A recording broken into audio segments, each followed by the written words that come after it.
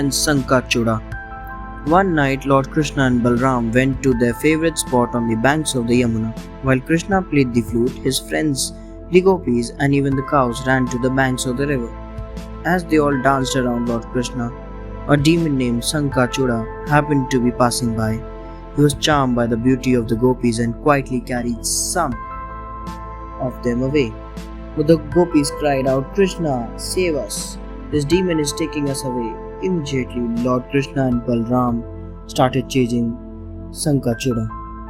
The demon had heard about Lord Krishna. Frightened, he left the gopis and fled for his life. In no time, Krishna overtook him and gave him a blow on his head.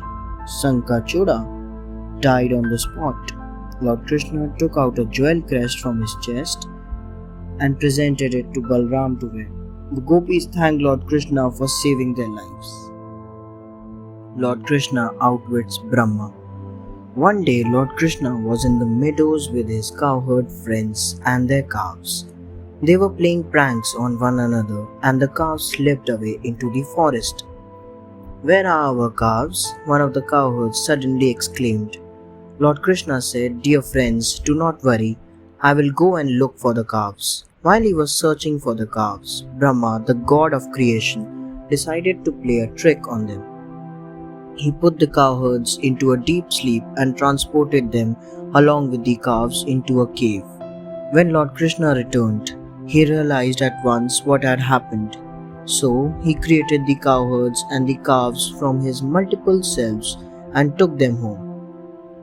Brahma went to Vrindavan gleefully to see the result of his trick, and he was amazed to see the cowherds and the calves with Lord Krishna.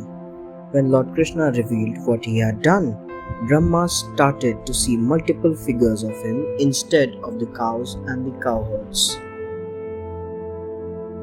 Agasura becomes angry. Aga was a mighty demon. Even the denizens of heaven were afraid of him. Lord Krishna had destroyed Bakasura and Putana. Agasura was their younger brother and he was thirsting for revenge. So Kansa fueled the fire of revenge further by encouraging Agasura to kill Krishna. "Krishna killed your sister Putana in the most pitiless manner. Do you know how much pain she must have suffered?" said Kansa. Agasura became enraged to hear this. "And do not forget your brother Bakasura, who attacked Lord Krishna in the form of a crane. Krishna destroyed him as well," evil Kansa added. By now, the grieving demon could not control his anger. "I swear to avenge the death of my brother and sister," Agasura vowed. Evil Kansa smiled. His purpose had been served. Agasura would now aim for revenge. Kansa hoped the demon would succeed in killing Krishna. Agasura becomes a mighty serpent. Aga, the demon, planned to kill Lord Krishna, so he learnt a black magic spell called Mahima Siddhi for changing forms. Having attained Mahima Siddhi, Agasura changed himself into a massive 8-mile-long serpent with a mouth as large as a mountain-sized cave.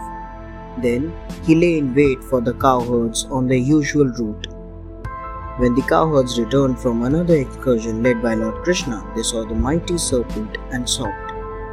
Agasura lay with his mouth open on their path so that they might not escape him. "What could that be? Is it a cave?" asked the cowherd, even as the others stared.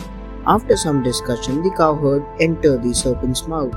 They knew that if they faced any problem, Lord Krishna would save them. Lord Krishna knew that the mighty serpent was a demon. However, as he stood thinking, he saw his friends walking into the mouth of the serpent. Lord Krishna and Agasura. Lord Krishna planned to defeat evil Agasura, who had assumed the shape of a serpent and swallowed the cowherds. "Evil Agasura wants to kill me as well, so I shall walk into his mouth and destroy him instead," decided Lord Krishna. Lord Krishna walked into Agasura's mouth. Seeing this, the gods cried in despair, thinking that Lord Krishna was now finished. The demons cheered happily as they thought that Agasura had now won. Just then, Lord Krishna began to suffocate Agasura from within his throat. Agasura began to feel dazed. He was unable to breathe and soon he suffocated to death. After the demon had died, Lord Krishna and the cowherds came out of the demon's mouth unharmed. Krishna, we knew that you would save us, said the cowherd joyfully. Lord Krishna was happy to see that the cowherds were safe. Thanks for watching.